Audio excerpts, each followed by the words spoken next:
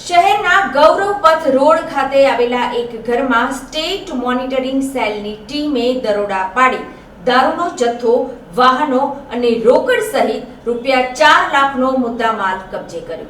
State monitoring સેલની ટીમે Jahangirpura police મથકની હદમાંથી વિદેશી દારૂ સહિત લાખોની મત્તા સાથે 3ને ઝડપી પાડ્યા હતા.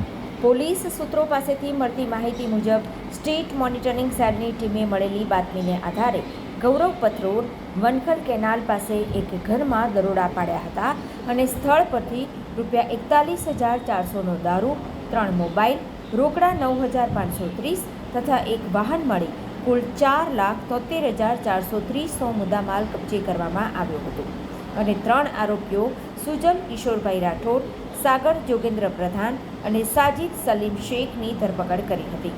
જ્યારે અન્ય 3 આરોપીઓ જોની જમુભાઈ રાઠોડ, જંબુરો અને દારૂ સપ્લાય કરનારને વોન્ટેડ જાહેર કરવામાં આવ્યા હતા.